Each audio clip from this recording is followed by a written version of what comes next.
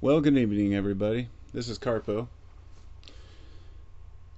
I'm going to try something a little bit different here, and rather than my usual videos, I'm going to try to create a podcast of sorts. I'm going to have various pictures throughout this video, or audio, if you will, and this being a different format for me may take some getting used to, and it may seem that it's easier to speak without a camera, but after about a year of doing YouTube now, I've decided that I'm ready to break free of the camera and go for the gold, go for what matters. And I think that there's some major issues that need to be discussed out here.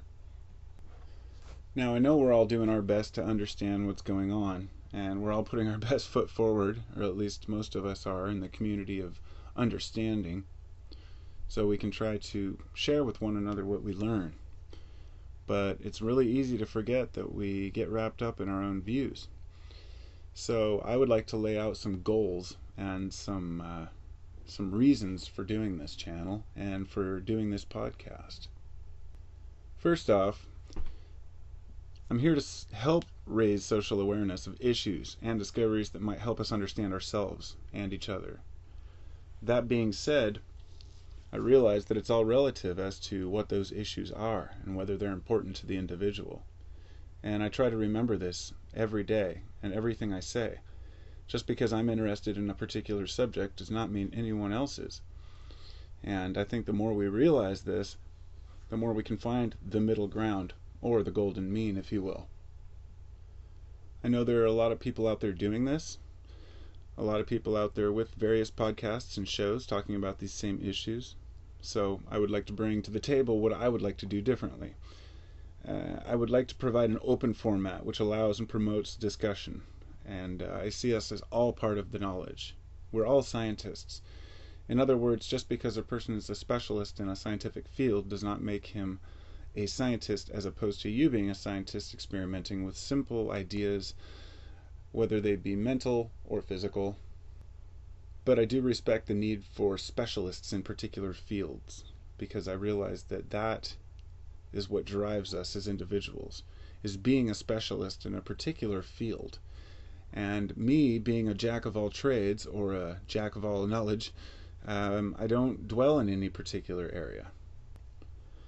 That allows me to look at the information rationally from a distance, understand the logos of the situation. I'm not here to push beliefs on anyone. I do not have any particular belief system that I believe someone else should believe.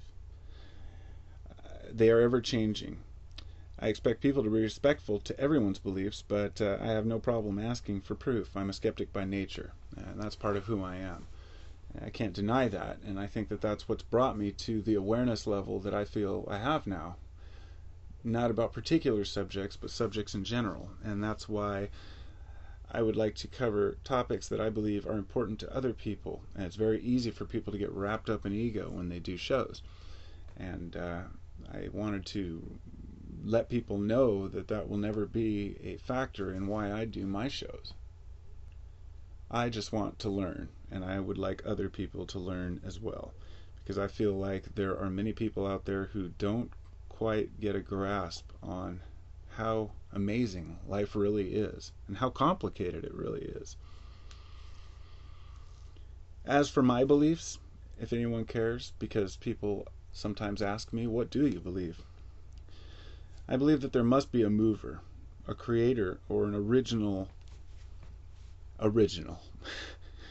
But to give it human attributes is ludicrous. We tend to anthropomorphize everything, and to think that any type of a original mover has human-like emotions or intentions. We have to look at the psychology behind it and the philosophies behind what makes a human a human. In other words, you can't have values unless there are the opposite of those values to contradict them. Therefore, any type of being that may be out there is not an entity, but rather a energy, or a source of energy, a field of energy, and that's my view of it. But everything is timeless. I don't believe in time. I know that time is something we give as a label, but to understand time, you realize there has to be a past, a present, and a future. And if time ever began at one particular point, that would mean there was no past to that point, therefore time cannot exist. I like philosophies like this, but I ask myself, where do they go? Where does that take us? You could talk all day long about how time doesn't exist, but the question is always, how is that serving us? How does that knowledge serve us? And these are questions I've been asking myself for a long time, and I've found many different people who have various websites and various channels who seem to bring to the table some very good questions. But I continue to ask myself, what use are these questions if we can't answer them? On the other hand, there are folks who tend to think that they do have the answers, and there always will be. And this is something I think we need to get past, is thinking that there's going to be a time when everyone's going to agree on things. So my idea here is to give people a voice, not just my own opinions or propaganda. I want to bring people into the discussion, people who may not have a voice otherwise. The golden mean is the medium between two extremes. I believe humans have two strongly opposing views. Then the truth must be somewhere in the middle. Usually. Often one person will be overly right and the other person is wrong. But if two people feel strongly enough about something that they know and have done research on, there's something in the middle that needs to be discussed. I believe all humans have generally the same capacity for understanding, but what we choose to do with that capacity determines our degree of knowledge about life. So naturally, some people are more inclined to know the truth. But remember, they are all still one person, with values, integrity, and shortcomings all their own. And we all have that. We all have that individuality, that programming, which determines the way that we view things. So if we don't bounce our ideas off of others and reflect upon other people, we end up shorting ourselves. I want people to remember that we're all in this together. There are not so much classes of people as levels of people in this line of subject matter. The people who are into understanding society and life, meaning. Some are vessels for research, some people are vessels for mathematics, and some for science. Some people cannot get along with society, but they can get along fine with a calculator, and vice versa. And this is why we have so many different types of people, and we need all of them. Some people can express themselves, and some cannot. Some know what they want to say and can't say it. Some people don't know what to say, but talk anyway. I believe that those of us with the capacity to learn, or to speak, are obligated to share and to teach. And we should do so with caution, of course, and don't forget, we are only human, and we make mistakes. So, with that said, one can't finance philosophy in today's world. So, the hopes are that in the future I can turn this into a full-time subject, because it's my passion. It's what I want to do. I want to research, I want to learn, I want to understand. But as a full-time carpenter with a family to feed, I can only put so much time and energy into this. And my goal in the long run is to make some sort of a non-profit group that can, a small group that can seek to open up the doors to those who want to learn more without the condescending attitudes that people tend to get from one another. You know the type I'm talking about. The ones who say, oh, you don't know that, or you should know this, or you're just a sheeple, or you're just ignorant. We don't have any room for these kind of people. If people are ignorant by choice, then that needs to be reconciled. They need to figure out how to deal with that. But calling people names is just not doing us any good. So doing these kinds of shows, talking about these kind of subjects, one is about to take a lot of shit from people, a lot of heat for what they do. And that's just the way of the world. Anytime you open up doors and you bring up conversations that are hot topics or complicated, people generally don't want to discuss them. And that's why it takes a specific type of person to be interested in these subjects. But I have to stand by what is right.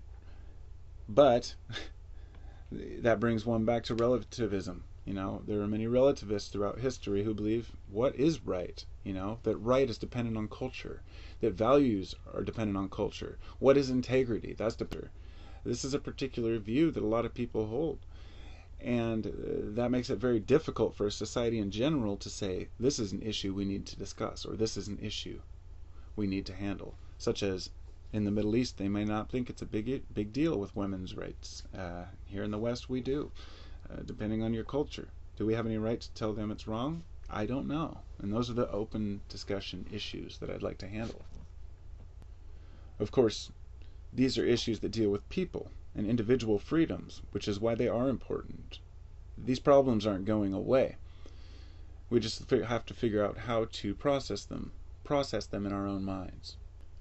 So what we all need to do is figure out whichever subject we're interested in and ask ourselves, analyze the argument and say, can it be solved? Or is it just creating fear and panic for no reason? We have to work together to do what's right. But how do we really know what is right? Well, that's back to philosophy. Opposing views must be important to understand, but we must understand the self and the world around us in order to build a good opinion on what is right and wrong. And it's easy to get lost in speculation with religion, UFOs, dimensions, entities, demons, jinn, angels, miracles, cymatics, vibrations, frequency, energy fields. I've been into all of it at one time or another, and there's a lot to learn, but I've found there's more speculation. There is some force, some energy we're all part of, but we always anthropomorphize everything. Human form. It's the only way we can understand the world. In other words, being born with all the knowledge in this world, all the knowledge about the universe, is useless without the lifetime experience to know how to properly use it, to learn how to handle yourselves with people, to learn how to be a good person, because you could know everything and no one's going to listen to you unless you know people. And I think that's important to remember. So what's my point? Well, to try and learn as much while sharing the idea that one can be happy. Not forced happy, or telling yourself you're happy, but truly happy. I believe we learn the best from all people, not just a newscast or a truther. We need diverse views and to consider every angle. Anyone who's pushing people away and telling them they're wrong needs to be questioned. The world is very complicated. So in the end, we ask, what is the future of man? Regardless of where we come from or what destination we're headed to, here we are, and we've got to make the best of it. I'll bring what I can to the table. It's true that if one looks deep enough at any subject, he'll find answers only very few know. The question is, what use is that knowledge, and how does it help us? So I hope you'll join me on our quest, and I'm going to organize topics and put them in a format that people can discuss and learn from, and these issues, hopefully, we can hope to start resolving some of these for future generations at least. It may be too late for us, but it's never too late for the world. Namaste, everybody.